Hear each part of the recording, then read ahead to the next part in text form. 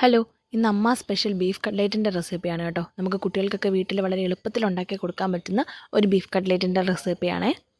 അപ്പോൾ അതിനായിട്ട് ഒരു പാൻ എടുത്തിട്ടുണ്ട്. അതിലേക്ക് 2 ടേബിൾ സ്പൂൺ സൺഫ്ലവർ ഓയിലാണ് ഒഴിച്ചു കൊടുക്കുന്നത്.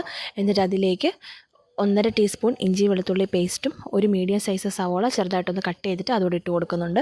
എന്നിട്ട് ഇത് നന്നായിട്ടൊന്ന് വഴറ്റിയെടുക്കണം. ഏകദേശം സവോള നന്നായിട്ടൊന്ന് വഴന്ന് വരുന്ന സമയമാകുമ്പോഴേക്കും അതിലേക്ക് മീറ്റ് മസാല ആഡ് ചെയ്ത് കൊടുക്കാം. 1.5 ടേബിൾ സ്പൂൺ മീറ്റ് മസാലയാണ് ഇട്ട് കൊടുക്കുന്നത്. എന്നിട്ട് ഇത് നന്നായിട്ടൊന്ന് മിക്സ് ചെയ്തെടുക്കണം. മസാലയൊക്കെ ഇപ്പോൾ നല്ലപോലെ ഒന്ന് മൂത്ത് വന്നിട്ടുണ്ട്. ഇനി ഇതിലേക്ക് ബീഫ് ഇട്ട് കൊടുക്കാം. 1/4 കിലോ ബീഫാണ് എടുക്കുന്നത്. ബീഫ് നല്ലപോലെ കഴുകി വൃത്തിയാക്കിയിട്ട് അതിലേക്ക് ഉപ്പും കുരുമുളക് പൊടി ഇട്ടിട്ട് കുക്കറിലിട്ട് നല്ലപോലെ ഒന്ന് വേവിച്ചെടുക്കുന്നുണ്ട്. എന്നിട്ട് തണുത്ത് കഴിയുമ്പോൾ മിക്സിയിലിട്ടൊന്ന് പൊടിച്ചുകൂടി എടുക്കുന്നുണ്ട്. എന്നിട്ട് അതുകൂടെ നമുക്ക് ഈ പാനിലേക്ക് ഇട്ട് കൊടുക്കാം.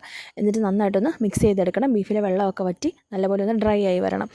ഇനി ആ ബീഫിൻ്റെ മിക്സ് നമുക്ക് വേറൊരു ബൗളിലേക്ക് ഇട്ട് കൊടുക്കാം. അതിലേക്ക് കിഴങ്ങാണ് ഇട്ട് കൊടുക്കുന്നത്.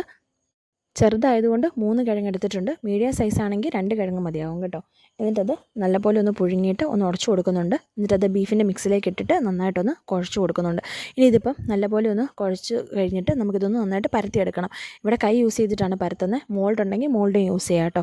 ഇനി ഒരു മുട്ട നല്ലപോലെ ഒന്ന് അടിച്ചെടുക്കണം. അടിച്ചെടുത്തിട്ട് ഈ ഓരോ കട്ട്ലേറ്റും നമുക്ക് ഈ മുട്ടയിലിട്ടിട്ട് ബ്രെഡ് ക്രംസിലിട്ടിട്ട് നല്ലപോലെ ഒന്ന് കോട്ട് ചെയ്തെടുക്കണം. അങ്ങനെ എല്ലാ കട്ട്ലേറ്റും നമുക്ക് കോട്ട് ചെയ്ത് മാറ്റി വയ്ക്കാം. ഇപ്പോൾ ഇവിടെ ഓരോരോ കട്ട്ലേറ്റ്സ് ആയിട്ട് കോട്ട് ചെയ്ത് നമ്മളെടുത്ത് മാറ്റി വെക്കുന്നുണ്ട്. ഇനി ഇതൊന്ന് ഫ്രൈ ചെയ്തുകൂടെ എടുക്കണം.